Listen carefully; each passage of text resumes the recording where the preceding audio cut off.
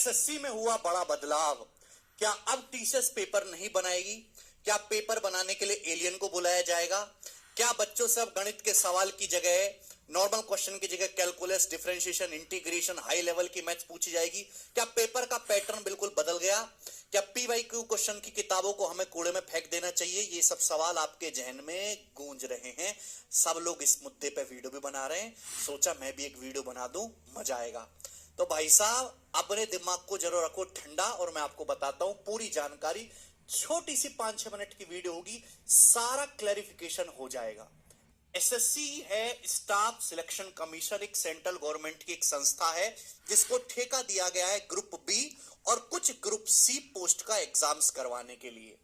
SSC बोली भैया हम तो टेक्निकली वीक आदमी हैं, हम तो सरकारी वाले हैं, ये काम प्राइवेट वाले अच्छा करते हैं, हम थोड़ा सा पैसा देके उनसे सारे काम करवाएंगे, वही क्वेश्चन पेपर भी बनाएंगे, वही सॉफ्टवेयर भी बनाएंगे और उनकी ही लैब होंगी ऑनलाइन और वो अपनी लैब्स में ऑनलाइन जो है एग्जाम भी कंडक्ट करवाएंगे। ठीक है, ये एसएससी जो है वेंडर ठेका उठा देती है।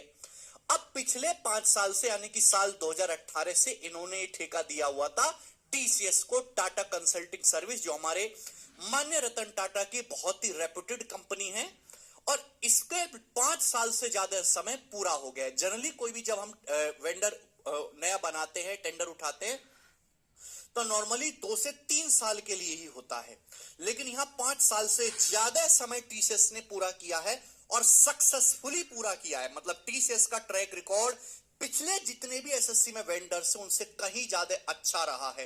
कहीं से ऐसी कोई खबरें नहीं आई कि एग्जाम सेंटर में सॉफ्टवेयर को ऐसे लिख करके बाहर से गैंग सॉल्वर ने पेपर सॉल्व किया कोई एसएससी का, या एग्जाम सेंटर्स पे कोई बहुत ज्यादा चीटिंग की कोई खबर आई हो, ऐसा कुछ भी नहीं हो। यानी कि एसएससी ने, टीसीएस ने अपना काम जो है बहुत अच्छी तरीके से किया। लेकिन प्रॉब्लम क्या थी कि टीसीएस तीनों ही काम करवा रही थी। टीसीएस क्वेश्चन भी बना रही थी, टीसीएस ही टेक्निकल सपोर्ट सॉफ्टवेयर वगैरह, जिस सॉफ्टवेयर पे आप एग्जाम देते हो एग्जाम हॉल में, प्री का मेंस का, वो भी टीसीएस ने बनाया था। और टीसीएस की ही मेरे दोस्तों लैब्स थी जो ऑनलाइन लैब जिनमें बच्चे जाके एग्जाम दे रहे थे। अब एसएससी ने बोला कि नहीं, आज से हम एक बड़ा बदलाव लेके आएंगे, ये तीनों ही काम मेरे दोस्तों हम अलग अलग कंपनियों से करवाएंगे। यानी कि क्वेश्चन बैंक बनाने के लिए एक अलग कंपनी आएगी, सॉफ्टवेयर टेक्निकल सपोर्ट के लिए एक अलग कंपनी आएगी मेरे दोस्तों, और सर्विस प्रोवाइडर जो कंडक्ट होगा आपके एसएससी के जो एग्जाम होंगे ऑनलाइन मोड में, उनके लिए अलग कंपनी आएगी।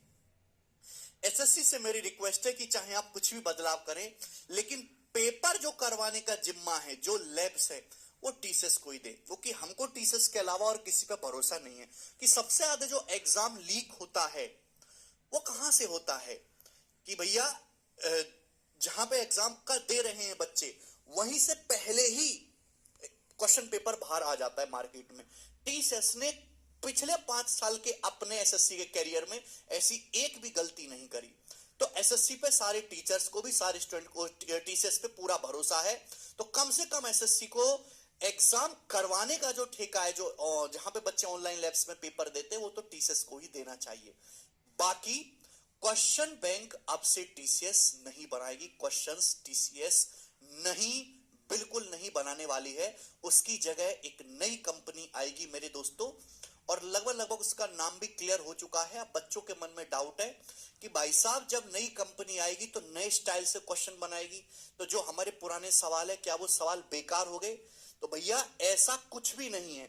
एक चीज मैं आपसे कहना चाहूंगा, क्या एसएससी के सिलेबस में किसी प्रकार का कोई चेंज हुआ है?